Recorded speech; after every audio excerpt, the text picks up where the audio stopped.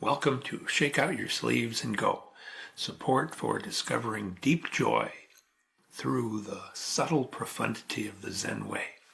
I'm Dosho, and I'm here today with Valerie Forstman, an associate Zen master of Sanbo Zen and guiding teacher at Mountain Cloud Zen Center in beautiful Santa Fe. Valerie's first teacher was Ruben Hibito Roshi, great guy. She has also trained under the guidance of Yamada Ryoun Roshi, the current abbot of Sanbo Zen. We will be talking today about Record of Going Easy Case 10, The Old Woman of Táishān. But first we'll start with a little about Valerie and koan work generally. Welcome, Valerie. Thank you so much for doing this. Thank you, Dosho. Very interested to join you in this conversation. So tell us a little, how'd you get into Zen work? Well, in the first season of my life, I was a professional classical flutist, an orchestral musician. And I was living in Dallas, a good place to live, to be a musician. And, it had been going along fine. I was really enjoying my life.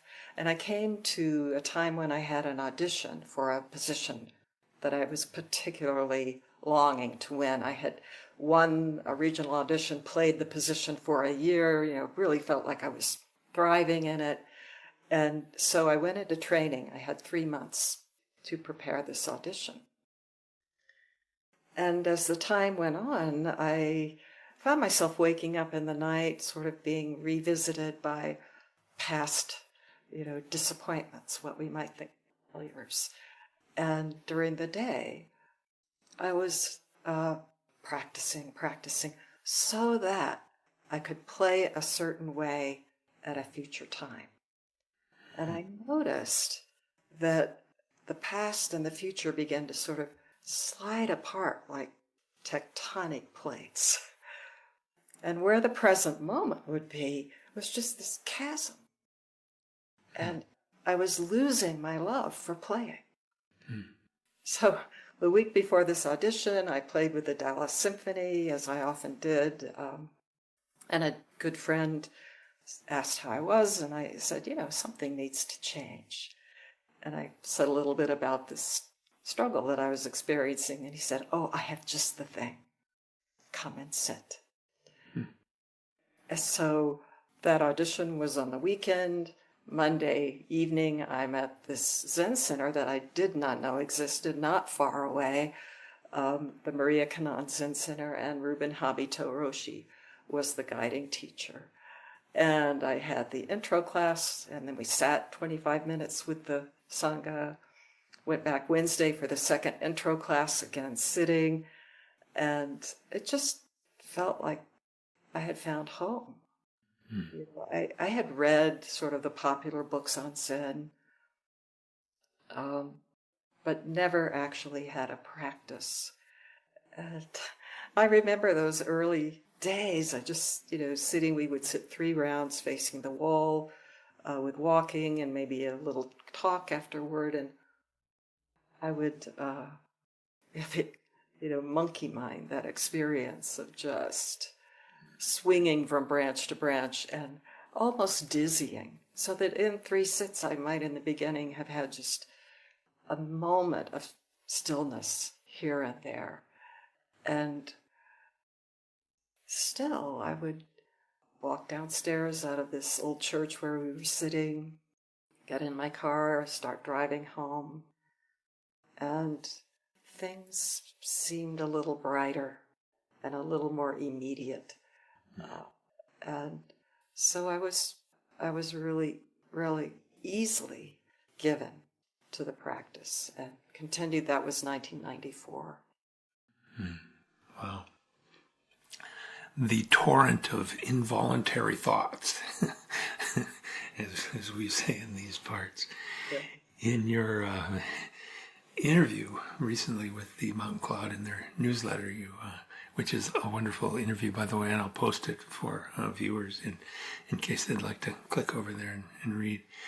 But you say about Sanbo Zen, the Sanbo Zen founders, Harada Daiun Roshi and Yasutani Hakuin Roshi, that they brought together Soto practice and the Rinzai practice of koan training, acknowledging the value in each. Then Yamada Roshi, Koan Roshi, recognized that practitioners from all different religious affiliations, or none, could benefit from Zen. So he threw the doors to the Zendo open, you say. And you say that kind of inclusion and evolution continues. I thought it'd be interesting to hear more about that. So how does that continue for y'all? Yeah, makes me happy to hear about that.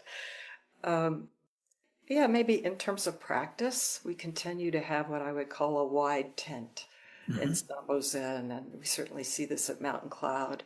There are the forms. We sit together in silence, 3 rounds of 25 minutes often, 5 minutes of walking. So that continues, but within that framework, people are absolutely welcome to bring their own practice.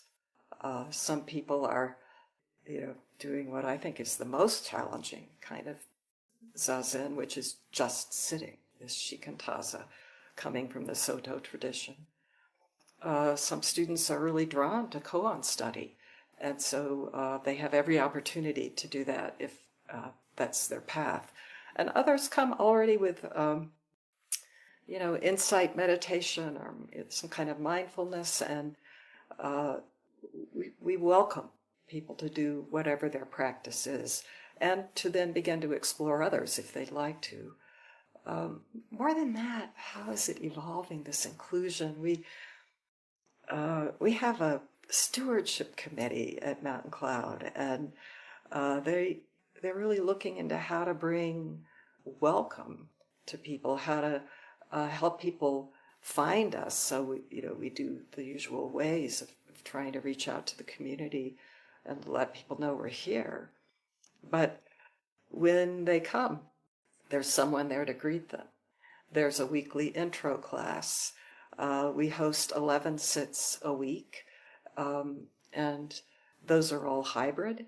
So both in the Zendo and online. That's part of, I think, how this inclusion is showing itself in Zen centers all around now. Mm-hmm. This availability, but we talk about being on the mountain and in the cloud, Mountain Cloud. There you go. Little did whoever's named that know. Huh? I know. And there's been a lot of effort that's gone into making that as much a quality experience. We keep kind of upgrading what we're doing, responding to people's input, feedback. There are a number of different ways that people can get involved at Mountain Cloud. Also, we have a 30 Days of Zen program that happens 4 months a year that also has an online Mighty Networks platform, so people get support for their practice in that way. We have an Aging Buddhas group that meets every month, and starting an Emerging Buddhas group. And I think maybe one of the ways that this shows itself is this wider welcome, and more young people are finding their way, I think, to us and to this practice. The world is in such turmoil. Yeah. And silent sitting in community is one thing that we can do for ourselves, and I think also for the world. So those are just some examples of ways. We're a lay lineage, so we don't wear robes. I have a rakusu that I wear when we have sesshin, just to sort of honor that, my ancestors and the lineage. But it's, I think, a little more accessible perhaps to some people because we don't seem like we're setting ourselves apart, with all due respect to traditions that find the robes helpful. I can imagine that too. Yeah, so I think that's in that context of inclusion then. I think I'm curious then with how you go about starting people with koan work. What kind of things are you looking for for students? What do you find that's important for a student before they begin to do koan work, for instance? Yeah, I mean, first of all, tilling the soil of practice. So it's very helpful to have, settled down in this practice, have a commitment, have an experience of some continuity. But then the students come and, there's this traditional 4 motivations for finding this practice, for coming to it. And the way I learned them, they were named curiosity. The second one would be, seeking a sense of well-being or peace of mind. Oh, I see. Yeah, okay. The third one is often named seeking a spiritual path or a path of practice, or, laying down a real commitment in one's life. And the fourth motivation is sometimes called hair on fire, but really, urgently, in some sense, asking these fundamental questions. So, who am I? What is this life? How can I be authentically human? For me, what leapt out when I was asked, what brings you here, is I want to be my true self. Mm-hmm. And in that case, Reuben gave me Mu. Mm-hmm.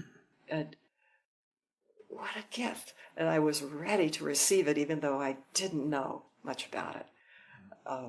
So if a student comes, sometimes they've been practicing and they're really drawn to koans, and we just, what's at the root of that?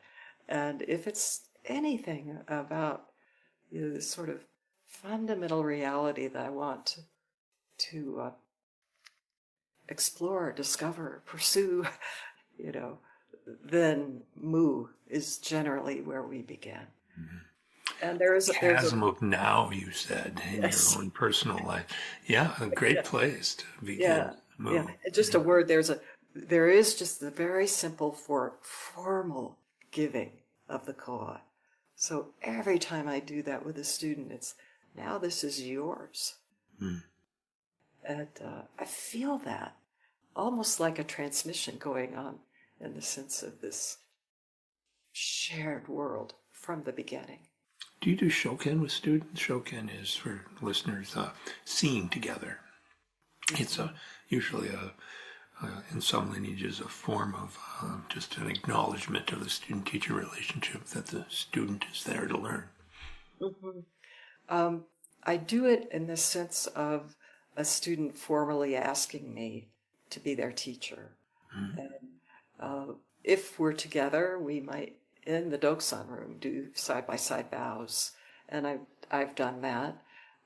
With Reuben, we did them in front of the altar. Mm-hmm. And we've just sort of evolved into this quieter way, so that other people don't feel the pressure of needing to do that, that it can really come from the heart. Mm-hmm. Yeah, important that that's where it comes from. So what's the purpose? How would you describe to somebody you meet like Oprah on the elevator, as we used to say in the old days, and Oprah says, "What's this koan business? What are you trying to do with that?" You've got a few floors to tell her. What do you say? Yeah, it's a practice like another kind of a language that helps us bypass our discursive way of figuring and measuring and calculating, and can really help us drop the grid and the screen and see who you truly are. Have a taste for yourself. So it's not something that you're being told, but it's a turning moment, an experience, an opening. Mm-hmm. And so stepping out of the elevator and Oprah and moving.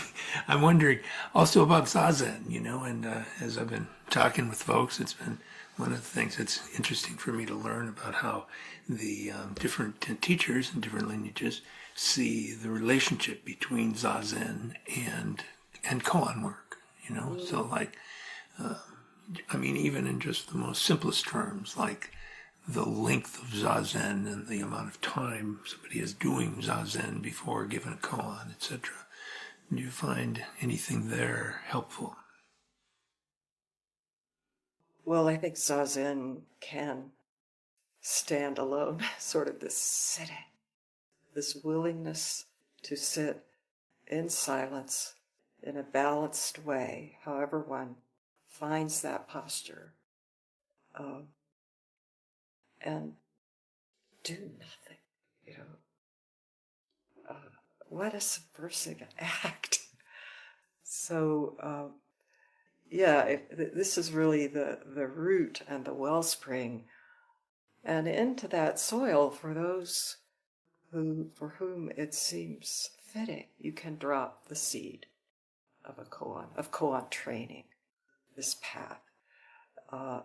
I think without zazen, without steady practice, without some real depth of having, as I said, tilled the soil and ongoing, the koans can become conceptual, and it's like dried gruel in a bowl. Then there's just no nourishment.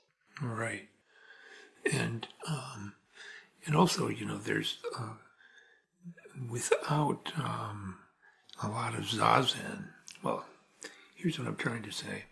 I think the point of the koan, of course, is this transformative movement, and people can pass koans, if we call them passing koans, and not experience that, right? Not experience that transformation in their life. So that's a big burden for a teacher. Burden might not quite be right, but to really be watchful and be patient. So it's not just passing. You can usually see if somebody's figuring it out, and not receiving that turn, that opening, not that spark of the koan, and then how to just help them hold the space to keep sitting. Mm-hmm. Yeah, pure perception versus cognitive, conceptual cognitions. That's the psychological language that we're using in these parts now. Could you share the case that we're focusing on? I noticed earlier in terms of the way that it's framed in the Record of Going Easy, Shoyoroku, they at least have the old woman of Táishān. She gets the exclusive billing, even though she doesn't have a name, but she is at least the old woman of Táishān. So, will I read your version or the Sambozen? Please, well, either way, whatever you're more interested in the moment. I'll read your translation. Okay. On the road to Táishān, there is an old woman. Whenever a monk came by, they asked, "Where is the road to Táishān?" The grandmother would say suddenly, "Go straight." The monk would begin to walk. The grandmother would say, "This venerable monk goes that way too, goes this way too." The monk brought this up to Zhaozhou. Zhaozhou said, "Wait until I've investigated her." Zhaozhou asked as before. The next day, Zhaozhou went up to the main hall and said, "I have investigated the old woman for you." Interesting for me, because the translation that I've grown up with is, wait a minute, Joshu says to his monks who are troubled. They come back and I'll go see through the old woman for you. And he goes, and they meet, and he asks the same questions, and she gives the same answers. And he goes back and says, "I have seen through the old woman, Táishān, for you." Yeah, seen through is nice. I think it's a fair enough rendering there. What struck me when you were sharing the koan, it's cool how things even after hearing this koan, translating this koan, still it's like, oh, fresh. It's just like this first line is kind of comical. That it's like a comedy. There's this woman on the road to Táishān, and a monk comes up and says, "Where is the road to Táishān?" So it's kind of almost slapstick. Well, there you are. Yeah. Here we are. And this monk, the another way to hear that is, in this pilgrimage to this high holy mountain, comes to a fork in the road. There's maybe a little tea shop, old woman there, and asking directions, asking about geography, how do I get to this place? Yeah. And she says, go straight on or straight ahead.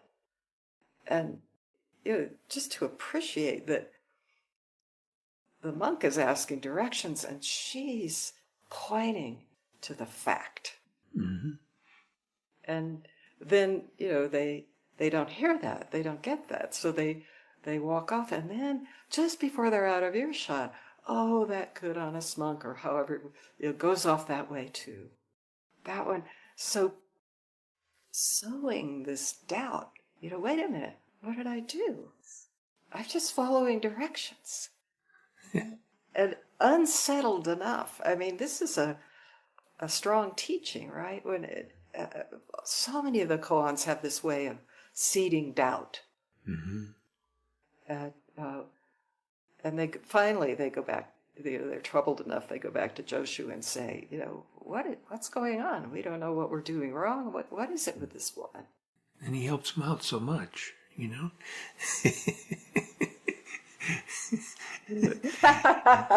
Well, Joshu was said to have had fewer than 20 monks. Yeah.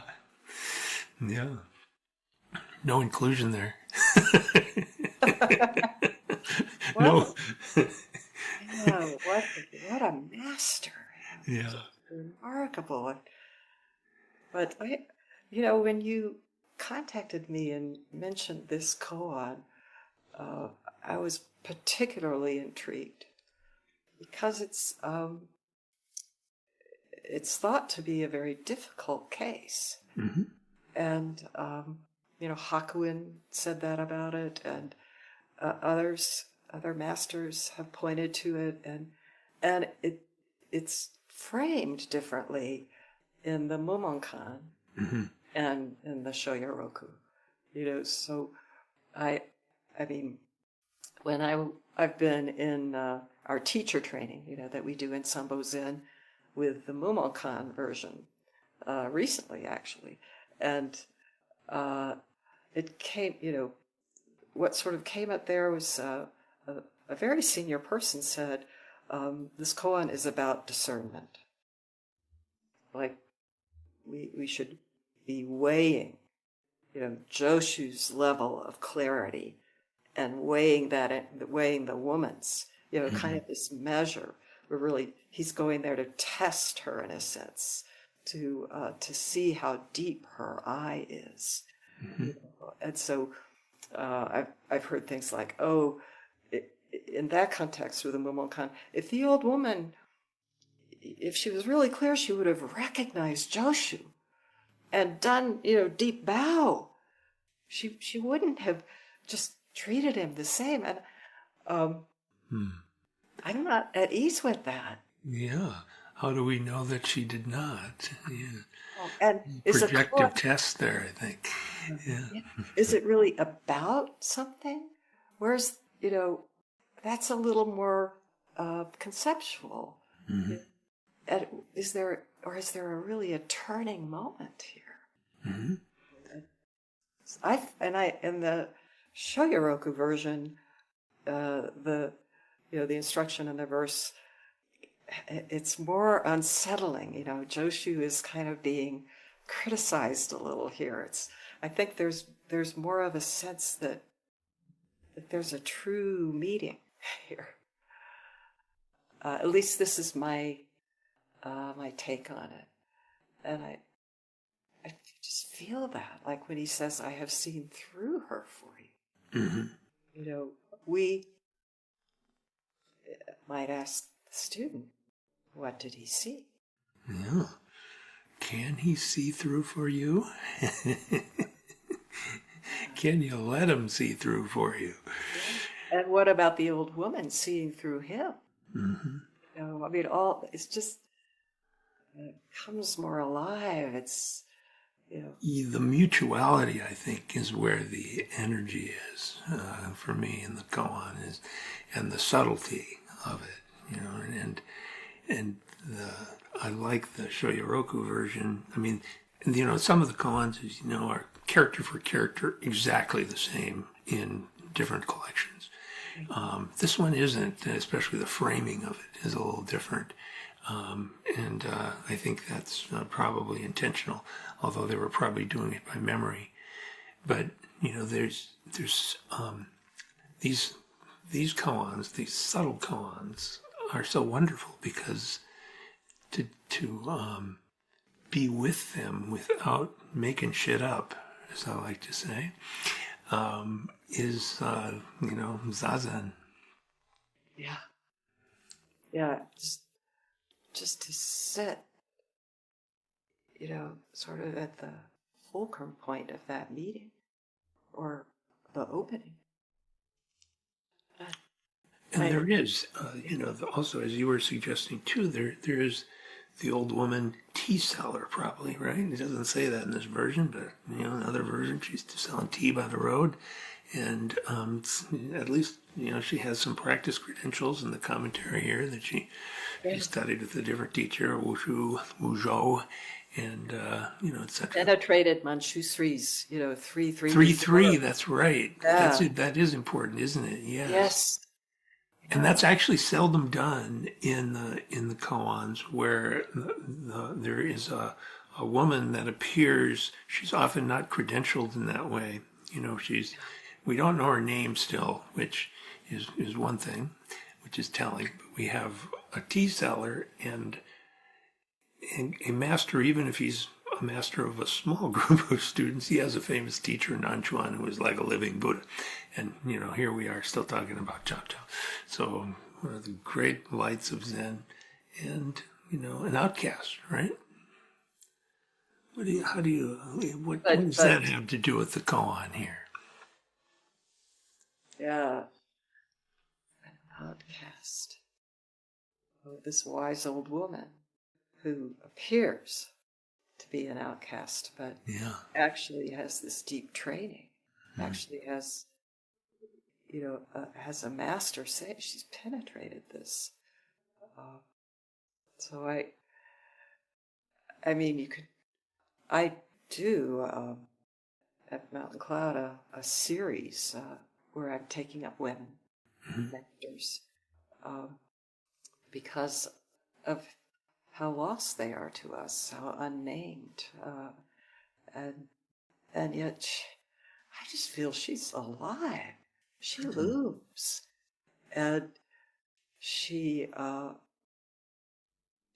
can really meet Joshu. That's my feeling. Yeah. How about you? Yeah. Yeah. Oh yeah. There's. But if you wanted to say something about the outcast, what comes up for you? Well, you know, it's difficult to avoid presentism, you know, with something like this. But there seems like there's some subtext about gender in the koan, and then also class status. You know, so, and there is really a casting aside of those things as they investigate each other, as each is seen through. But probably part of why these monks are so undone by her little Barb is because of her status and her gender. Yeah. You saying that to me? What is it with this woman? This who old are you woman? talking to? Yeah. But not for Joshu, I don't think so. Yeah, and I see it that way too, because his report is just that. I have investigated the old woman for you. Well, there it is. I met her. Yeah. And she me. Yes. I like, for me also, one of the virtues of the various collections is the commentaries, and both, especially the Blue Cliff and the Record of Going Easy, just because there's a lot more there than in the Mumonkan. Those are great too, of course. Mumen is incredibly brilliant master, but his comments are so brief, and they get plenty of attention, I think. But the Wanson's comments tend not to get so much attention. Often they're not translated even now. There's various new translations of the text, and they don't translate. I really appreciate that about your work. For so long I would just Cleary was a place to go to read the translation, and brilliant scholar, but I don't have the feeling when I'm reading him that it's springing from experience. And pardon me, I didn't. No, I feel the same way, and also that I felt that he feel that he got, and bless him, he did huge amount of work, amazing career, really. But also, my sense is that he didn't get Wansong, who's very earthy and funny, and Cleary kind of makes him Baroque or something, like he's Dogen or something. He's not Dogen. He's much more lower class, actually. He's kind of a lower class guy, not son of an emperor. So. Yeah, I liked Cleary says something about golden manure. That's what I wanted to bring up here from the commentary. Yes, Wansong says, thoroughly penetrating with meditative insight is called the Dharma of gold and shit. I'm not going for prime time, so I just, I don't reframe the thing. Yeah. And then he goes on, not understanding is like gold. Point-by-point investigation is like shit. What do you make of that? I know.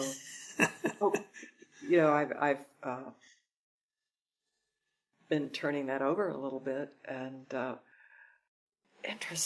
we were talking just a few moments ago about this meeting, and if you're sitting with this authentic kind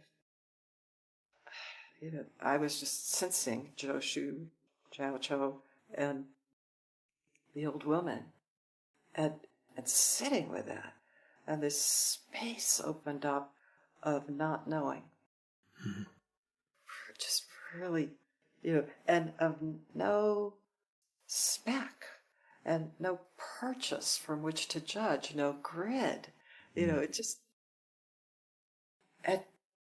and I think that would be one way of interpreting this. I'm eager to hear from you, but this gold. How did he put it? Not understanding is like gold. Yeah, I thought that's where you were going with that. Yeah, exactly. Not knowing. Yeah, this point-by-point investigation is like shit. I mean, explaining it or calculating it or going back and saying, well, I think she's at this level, but here's, and getting into the nitty-gritty might be like shit, but I see. Yeah. That's where the gold is. Yeah. is by digging into the shit. When I was reading this, gold and shit for me was also like. Yeah. Like the old woman in Jiao Jiao. Let's say Jiao Jiao's the shit. Give the old woman the gold. Well, it is like compost, it really. Yeah. So I did hear it both ways. Like there's this, on the one hand, you could say, the investigation, what was it? His last line of the verse. Telling people about it is not worth a cent. That's it. Yeah. That was it. That might have had something to do with this investigation is like shit, but I'm swayed more by your sense of they're not two. There's also a way that, and I think it lands here somewhere, but we've just been working with some students on our line of obstacles with this point about how, so in sitting, for example, in Zazen, when something comes up, people dismiss it, and sometimes whatever it is, and, and especially we've been talking a lot about hindrances lately. So some hindrance arises, greed, anger, and ignorance, whatever. And people that are like trained in Buddhism have a way of going, oh, it's empty. Uh-huh. That's a concept. Yeah. Yeah. It's not empty. That's a concept. That's right. In that moment, what you're doing is conceptualizing and then probably dismissing this thing. Yeah. So I think that has something to do with this here too. Yes. That really digging into the detail. That's nice. Yeah. Yeah. We often talk about allowing, whatever comes up and sitting, rather than pushing it away, giving it some space. And that's different from discursively analyzing it while I'm pushing. But it's you're not pushing it away. This is our life. And right. Where will you find the gold except right there? Yeah. That verse by Shurto, that's that last line, if you want to know the undying person in the hut, don't separate from this skin bag here and now. We use the same translation, indeed. So how does this work? And maybe we did touch on this a little earlier, but something that I'm interested in also. How does, especially this koan, how does working with this koan transfer into a student's daily life? Well, if in the beginning, even if you just have the sense of what the old woman is showing, whether you say straight ahead or go straight on, it becomes pretty clear that there's nowhere to go. It's right here. And, if you can drop into that in your daily life, things like hurry and worry and a sense of something lacking, this whole host of things sort of falls away. And we realize, oh, here's the pilgrimage, right here. Mm-hmm. And I think that can be a rather immediate shift from this koan. Mm-hmm. That this is it. This is it. So, I was really taken by this phrase that you used, chasm of the now, when you were starting, and now it certainly feels like this chasm of the now has been transformed for you, transmuted. Is that? Yeah, this boundlessness of the now, I would say. And we can experience this in so many different ways, but just lately, interestingly, something has been happening in my own experience way back from those days as a professional musician. I don't know why, but I've been being visited now and then by these little, like, memory incursions. Like, if you're sitting in an orchestra, you never forget a mistake. And all of a sudden I'm driving along and I remember playing Beethoven's Ninth Symphony and having this part where I had to come in completely exposed on the third, and it was a little flat. And I just out of the blue, and I was driving and I went, oh, I mean, like a dart. And that happened a few times over some days. And it happened a few days ago again, and when at that moment I was suddenly like, everything that has ever happened is happening right now. And whatever will happen, it's this now. it's this straight ahead, right now. And the moment that shift came, the dart dissolved. It's wonderful. How about one last thing you want to say to people about koan work? Wow. This is rich path. And if you're drawn to it, that's kind of a special thing. I feel, uh, you know, I can't imagine life without this path. And it's a language kind of unlike any other. To be able to really live in it, swim in it, and meet it. Is yeah. If it's right for you, find a way, find a teacher. I sometimes return to that phrase. Koans are dark to the mind, but radiant to the heart. I don't remember where that comes from now, but yes, I love that. Yeah. I think that the British author Evelyn Underhill, she wrote about it, but Dido Laurie. I remember Dido saying that, yes. Yeah, but she wrote it about mysticism, I think. Yeah. As you said that, I could hear Dido's voice. Wonderful. Thank you so much for doing this. Really enjoyed meeting you. My pleasure, Dosho.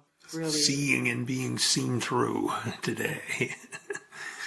Let's go straight ahead. Oh, go straight ahead, but we have this thing too about shaking out your sleeves and going before we go. So. Thank you. Leaving the dust. Okay.